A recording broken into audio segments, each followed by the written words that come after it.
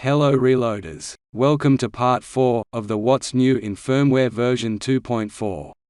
In this video, we will be focusing on the options, features, and the changes associated with the charge screen and the dropping of powder. So, let's get stuck into it, starting with the charge screen changes and hidden Easter eggs.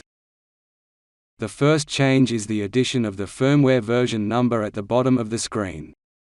We have put this here, so when people post pictures of their charge screen, we, and anyone else, who is giving support, can see what version you are running. Without knowing the version information, support is impossible.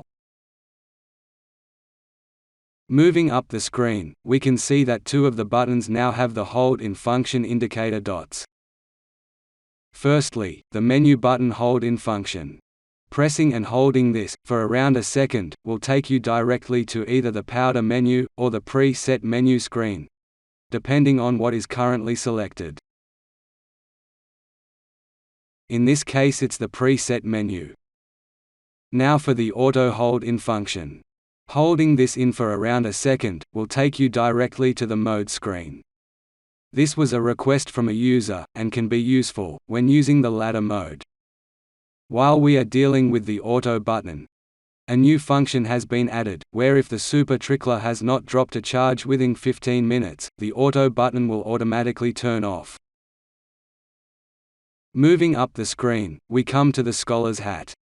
Rather than just the colors, we have added a title, as an aid to remembering the meanings. Green, for when all the instruments are in a learning phase.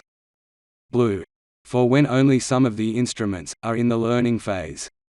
Purple, for when none of the instruments are in the learning phase, but the self-learning is still monitoring charges. The red comes on, if the self-learning is making a change to the profile. We have now introduced a new hat. Yellow. The yellow hat will come on when the profile is new, or has just been reset. It will also come on, if the self-learning for a single instrument has been reset. The next item on the list is the manual pulse button. Holding the pulse button down will initiate the pulsing operation, using the current pulse settings.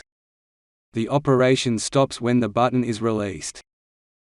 The manual pulse button is an option, and can be turned on in the charge screen options.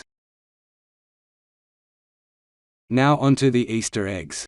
Easter eggs are a hidden portion of the screen that, when touched, will initiate an event.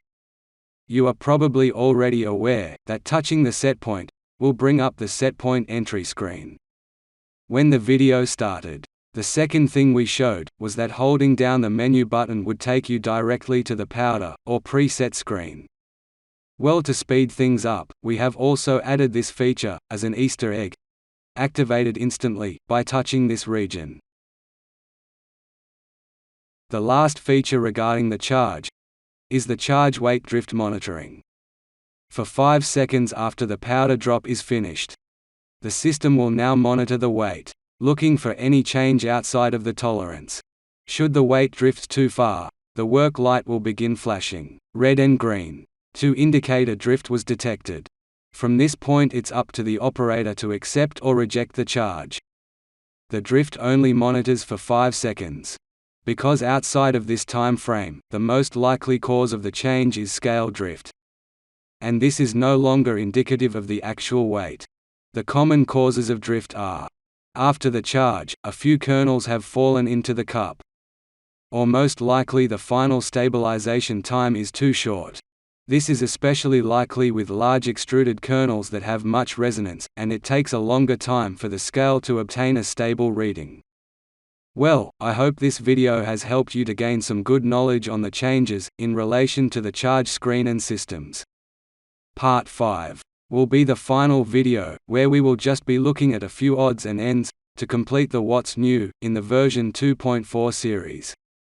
So until next time, straight shooting and happy reloading, from Rex and Peter.